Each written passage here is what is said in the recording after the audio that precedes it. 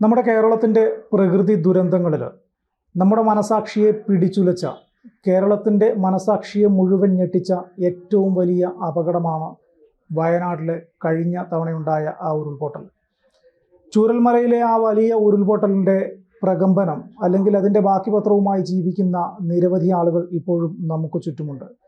മണ്ണിനടിയിൽ കാണാതെ പോയ, ഉത്തരം കിട്ടാതെ പോയ 50-ലധികം ആളുകൾക്ക് വേണ്ടി ഇപ്പോഴും കാത്തിരിക്കുന്ന മനസ്സുമായിട്ട് ഒരുപാട് ആളുകൾ നമുക്കിടയിൽ ഇപ്പോഴും ജീവിക്കുന്നുണ്ട്.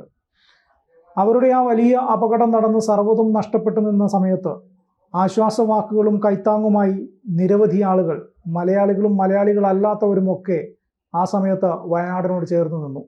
ഒരുപക്ഷെ കേരളത്തോടൊപ്പം നിന്നു എന്നതാണ് വസ്തുത. വീടും സ്ഥലവും നഷ്ടപ്പെട്ടവർക്ക് സ്ഥലവും വീടും നൽകാം എന്ന് വാഗ്ദാനം നൽകിയത് നിരവധി. എത്ര പേർക്കാണോ വീടും സ്ഥലവും നഷ്ടപ്പെട്ടത്, അതിലും എത്രയോ ഇരട്ടിയിലധികം വാഗ്ദാനങ്ങൾ അവർക്കുണ്ടായി. പക്ഷെ അതിൽ എത്ര എണ്ണം നടപ്പിലായി എന്നതാണ് ഒരു വർഷത്തിന് ശേഷം, ചൂരൽമലയെയും അപകടം നടന്ന ഒരു വർഷത്തിന് ശേഷം നമ്മൾ പരിശോധിക്കുന്നത്. കേരളത്തിലെ വിവിധ രാഷ്ട്രീയ പാർട്ടികൾ, ഇടതുപക്ഷമായാലും വലതുപക്ഷമായാലും NDA ആയാലും അവരുടെ പോഷക സംഘടനകളായാലും അവരുടെ യുവജന പ്രസ്ഥാനങ്ങളായാലും DYFI 20 കോടി രൂപ, 100 വീടുകൾക്ക് ആവശ്യമായ 20 കോടി രൂപ സംസ്ഥാന സർക്കാരുമായി ചേർന്ന് ചൂരൽമലയിലെ സർവ്വതും നഷ്ടപ്പെട്ട ആളുകൾക്ക് സംസ്ഥാന സർക്കാർ നടപ്പിലാക്കുന്ന ടൗൺഷിപ്പിലേക്ക് സംഭാവന നൽകി. ആദ്യഘട്ടത്തിൽ 20 വീടുകളായിരുന്നു DYFI വാഗ്ദാനം നൽകിയത്, അല്ലെങ്കിൽ വെച്ച് നൽകാം എന്ന് പറഞ്ഞിരുന്നത്. പിന്നീട് അവിടെ ആവശ്യക്കാർ കൂടുകയും അതിനുശേഷം 100 വീടുകൾ നൽകാം എന്ന് പറയുകയും ചെയ്തു. യൂത്ത് കോൺഗ്രസ് ആകട്ടെ 30 വീടുകൾ, അതായത് DYFI 20 എണ്ണം പ്രഖ്യാപിച്ചു, അതിന് തൊട്ടുപുറകെ 30 വീടുകൾ ഞങ്ങൾ നൽകാം എന്നാണ് യൂത്ത് കോൺഗ്രസ് പ്രഖ്യാപിച്ചത്. രാഹുൽ മാങ്കോട്ടലിൻ്റെയും ഷാഫി പറമ്പിലിൻ്റെയൊക്കെ നേതൃത്വത്തിൽ 30 വീടുകൾ ഇവിടുത്തെ പാവപ്പെട്ടവർക്ക് ഞങ്ങൾ വെച്ച് നൽകാം എന്ന് പറഞ്ഞു. യൂത്ത് ലീഗും അതുപോലെ തന്നെ 100 വീടുകൾ ഞങ്ങൾ നൽകാം എന്നും പറയുന്നു. മേപ്പാടിയിൽ നിന്ന് ഏകദേശം 8 കിലോമീറ്റർ മാറിയിട്ട് അവർ 100 കോടി രൂപയ്ക്ക് സ്ഥലവും വാങ്ങി എന്നതാണ് വസ്തുത.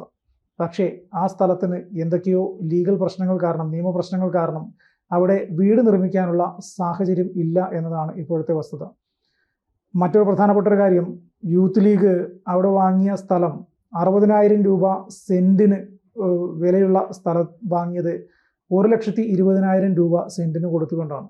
അതായത് വലിയ അഴിമതി അവിടെ നടന്നിട്ടുണ്ട് എന്നത് വ്യക്തം.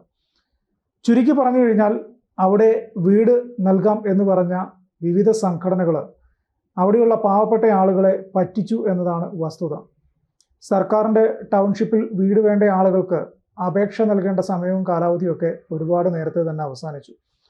അപേക്ഷ ലഭിച്ച ആളുകളിൽ നിന്ന് സംസ്ഥാന സർക്കാർ അവർക്ക് നൽകാവുന്ന വീടിൻ്റെ പണിയും ഏകദേശം പകുതിയോളം പൂർത്തിയായി. ടൗൺഷിപ്പിൻ്റെ പണികളൊക്കെ ദ്രുതഗതിയിൽ പുരോഗമിച്ചുകൊണ്ടിരിക്കുകയാണ്. ഇതിൽ പ്രധാനപ്പെട്ട ഒരു കാര്യം, ഈ പറയുന്ന യൂത്ത് ലീഗ്, യൂത്ത് കോൺഗ്രസ് ഇവരെല്ലാം വീട് നൽകും എന്ന് പറഞ്ഞ് ഇവരുടെ വീടും പ്രതീക്ഷിച്ച് സംസ്ഥാന സർക്കാരിൻ്റെ ഭവന പദ്ധതിയിൽ ഉൾപ്പെടേണ്ടതില്ല, അതിൻ്റെ ആവശ്യം ഞങ്ങൾക്കില്ല, ഞങ്ങൾക്ക് ഈ സന്നദ്ധ സംഘടനകൾ വീട് നിർമ്മിച്ച് നൽകാം എന്ന് പറഞ്ഞുകൊണ്ട് സംസ്ഥാന സർക്കാരിൻ്റെ ഭവന പദ്ധതിയിൽ ഞങ്ങളെ ഉൾപ്പെടുത്തേണ്ടതില്ല എന്ന് എഴുതി നൽകിയ നിരവധി ആളുകൾ ഇപ്പോൾ വീടുമില്ല സ്ഥലവുമില്ല ആ ഒരു ഘട്ടത്തിൽ എങ്ങോട്ട് പോകും എന്നറിയാതെ നിൽക്കുന്നുണ്ട്. ഈ ശരിക്കും പറഞ്ഞു കഴിഞ്ഞാൽ ഈ ഭവന പദ്ധതിയിൽ സംസ്ഥാന സർക്കാരിൻ്റെ ടൗൺഷിപ്പിൽ ഉൾപ്പെടുത്തേണ്ടതില്ല എന്നവർ പറയാനുള്ള പ്രധാനപ്പെട്ട ഒരു കാരണം, ടൗൺഷിപ്പിൽ ഉൾപ്പെടാത്ത കുടുംബങ്ങൾക്ക് 15 ലക്ഷം രൂപ വീതമാണ് സംസ്ഥാന സർക്കാർ നൽകുന്നത്. ആ 15 ലക്ഷം രൂപ കിട്ടും. യൂത്ത് ലീഗോ യൂത്ത് കോൺഗ്രസോ അല്ലെങ്കിൽ ഏതെങ്കിലും മറ്റ് സന്നദ്ധ സംഘടന നിർമ്മിച്ചു നൽകുന്ന വീടും കിട്ടും. സ്വാഭാവികമായിട്ടും വീടും സ്ഥലവും ആയി ഈ 15 ലക്ഷം രൂപയും അവരുടെ കയ്യിൽ കിട്ടും. അപ്പോൾ അവർക്ക് അത്യാവശ്യം കാര്യങ്ങളൊക്കെ നടത്തിക്കൊണ്ട് പോകാനുള്ള സാഹചര്യം അവർക്ക് ഉരുത്തിരിഞ്ഞ് വരും എന്നതുകൊണ്ടാണ് ആ പാവങ്ങൾ, അതായത് എല്ലാം നഷ്ടപ്പെട്ട് ഇനി എന്ത് എന്ന് ചിന്തിച്ച ആ പാവങ്ങൾ ഇങ്ങനെയൊരു ജീവിതം കെട്ടിപ്പടുക്കാൻ വേണ്ടി ഇങ്ങനെയൊരു വഴിയുണ്ട് എന്ന് ചിന്തിച്ചത്. പക്ഷെ അവരോട് യൂത്ത് കോൺഗ്രസും ലീഗും ഒക്കെ കാണിച്ചത് കൊടും വഞ്ചന എന്ന് തന്നെ പറയണം. യൂത്ത് കോൺഗ്രസ് 30 വീടുകൾ, 8 ലക്ഷം രൂപയാണ് അവരൊരു വീടിന് വരുന്ന ചെലവ് കണ്ടെത്തിയത്.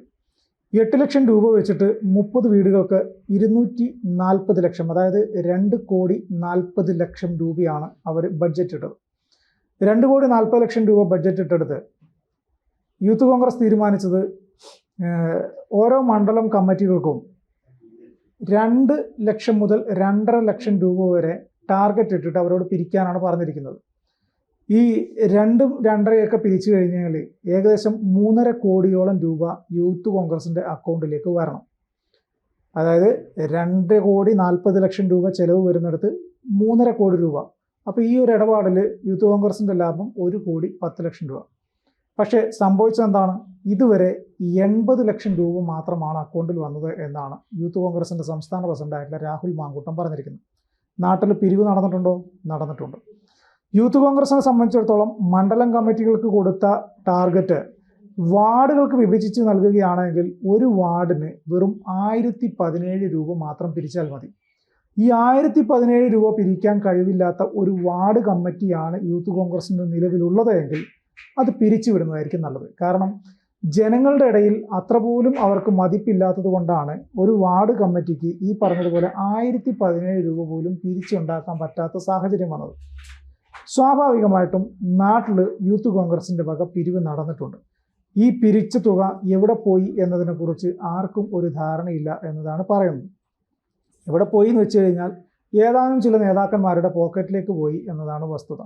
ഇനി വീണ്ടും യൂത്ത് കോൺഗ്രസ് ചൂരൽമലയിലെയും മുണ്ടകയിലെയും ഒക്കെ അവരുടെ നഷ്ടപ്പെട്ടു പോയ ആളുകൾക്ക് ജീവിതം കെട്ടിപ്പടുക്കാൻ, അവർക്ക് വീട് നിർമ്മിച്ചു നൽകാൻ പണപ്പിരിവുമായിട്ട് രംഗത്തിറങ്ങാനാണ് തീരുമാനിച്ചിരിക്കുന്നത്. ഇനി നിങ്ങളൊരു കാര്യം തീരുമാനിക്കുക, 30 വീടുകൾ നൽകും എന്ന് പറഞ്ഞ് ചൂരൽമലയിലെയും മുണ്ടകയിലെയും ആളുകളെ പറ്റിച്ച യൂത്ത് കോൺഗ്രസിനെയും യൂത്ത് ലീഗിനെയും ഇനി നമുക്കിടയിലേക്ക് പണപ്പിരിവുമായി വരുമ്പോൾ അവർക്ക് പണം കൊടുക്കേണ്ടതുണ്ടോ എന്നുള്ളത് നമ്മൾ ചിന്തിക്കണം. കാരണം നേരത്തെ ഒരു തവണ ഇതേ പേരിൽ പിരിവ് നടത്തിയിട്ട് പോക്കറ്റ് ഇട്ടിട്ട് കൊണ്ടുപോയ ആളുകളാണ് ഇവർ. സ്വാഭാവികമായിട്ടും ഇനി വീണ്ടും അവർ പിരിവിന് വന്നു കഴിഞ്ഞാൽ 5 പൈസ അതിൻ്റെ പേരിൽ കൊടുക്കരുത് എന്നേ ഞാൻ പറയുന്നുള്ളൂ. സംസ്ഥാന സർക്കാരിനോടൊപ്പം ചേർന്ന് നിന്ന് ഇങ്ങനൊരു പദ്ധതിയുടെ ഭാഗമാകാൻ ഞങ്ങൾക്ക് താല്പര്യമില്ല എന്നതാണ് യൂത്ത് കോൺഗ്രസ് ആദ്യഘട്ടത്തിൽ പറഞ്ഞിരുന്നത്. അതുകൊണ്ടാണ് ഞങ്ങൾ സ്വന്തമായിട്ട് വീട് നിർമ്മിച്ച് നൽകാൻ തീരുമാനിച്ചത്.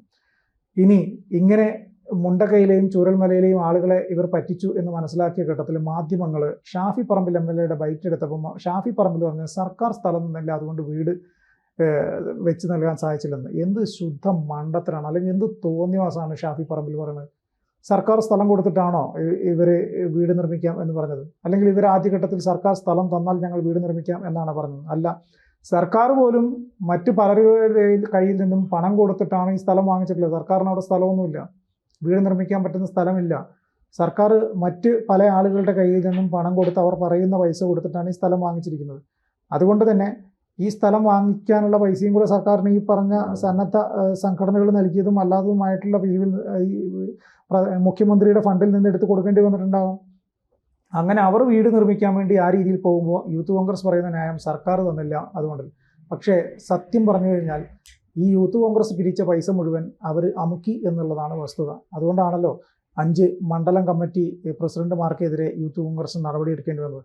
എന്തായാലും എല്ലാം നഷ്ടപ്പെട്ട് ജീവിതത്തിന് ഇനി എന്ത് എന്ന് ചിന്തിച്ച് നിൽക്കുന്ന ആളുകൾക്ക് അവരുടെ ആ ദൈന്യ നിമിഷങ്ങളിൽ നൽകുന്ന വാഗ്ദാനങ്ങളുണ്ടല്ലോ, അത് നടപ്പിലാക്കാൻ കഴിവില്ലാത്ത ഒരു സംഘടനയാണെങ്കിൽ മേലാൽ ഇമാതിരി പണിക്ക് ഇറങ്ങാൻ നിൽക്കരുത്.